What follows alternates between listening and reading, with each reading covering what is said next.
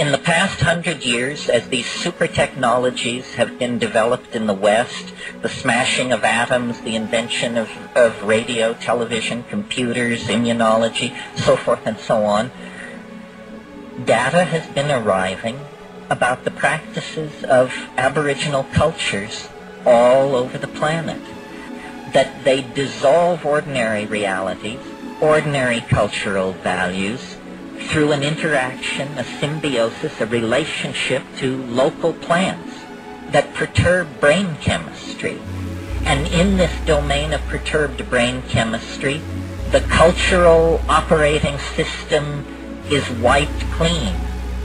And something older, even for these people, something older, more vitalistic, more in touch with the animal soul, replaces it, replaces the cultural operating system, something not determined by history and geography, but something writ in the language of the flesh itself. This is who you are. This is true nakedness. You are not naked when you take off your clothes.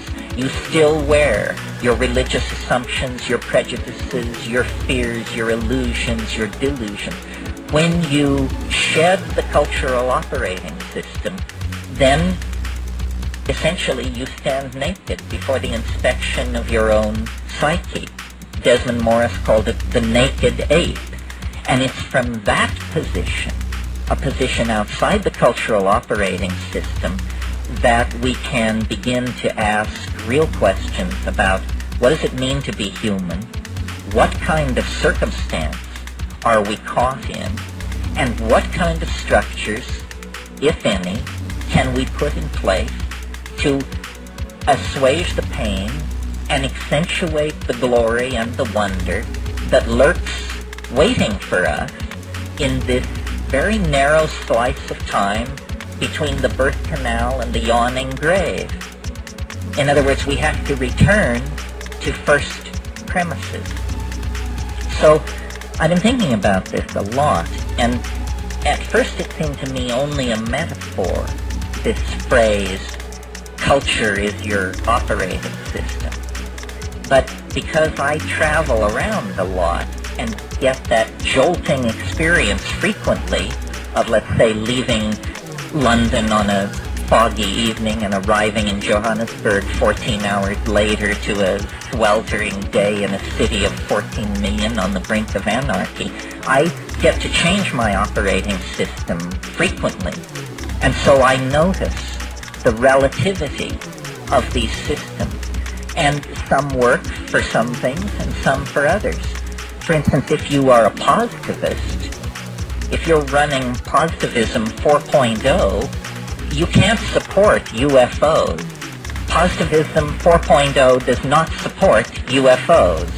If, on the other hand, you're running your Rancha book 5.1 as your operating system, UFOs and a number of other things can get in through the door. That is what we would technically say is a more tolerant operating system, or its plug-in support special effects denied the positivist. Well, it's fun to think this way because it shows you that you don't have to be the victim of your culture. It's not like your eye color or your height or your gender. It's fragile. It can be remade if you wish it to be. And then the question is, well, how does one download a new operating system? Well, first of all, you have to clear some space on your disk. The best way to do this is probably with a pharmacological agent. You think of some while I have a drink of water.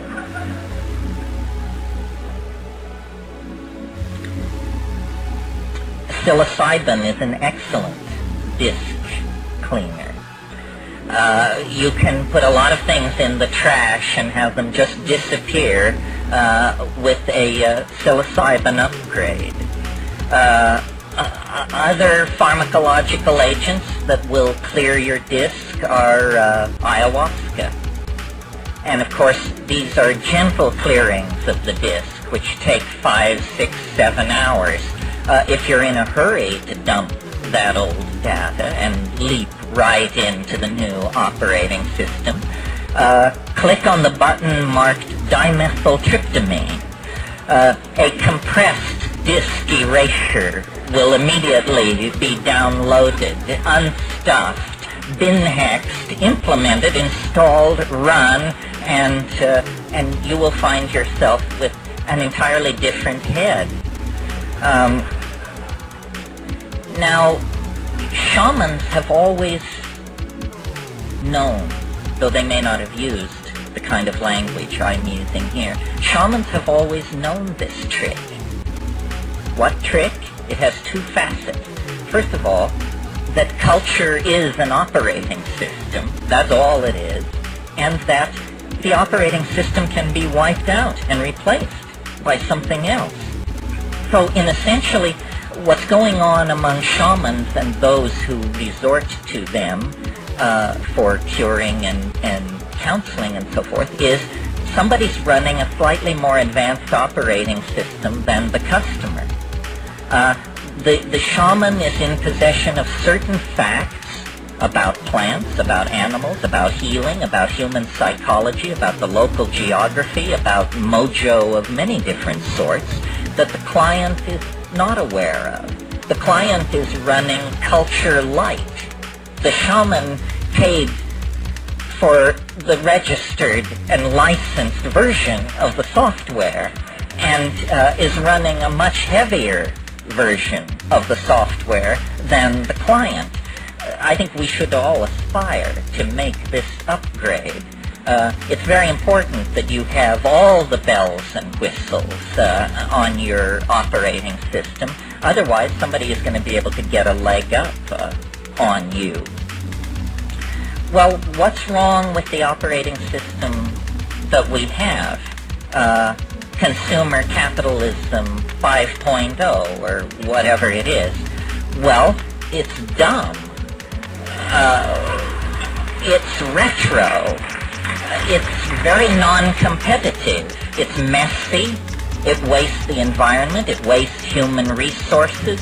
It's inefficient. It runs on stereotypes. It runs on a low sampling rate, which is what creates stereotypes. Low sample rates make everybody appear alike, when in fact the glory is in everyone's differences. And the current operating system is flawed. It actually has bugs in it that generate contradictions. Contradictions such as we're cutting the earth from beneath our own feet.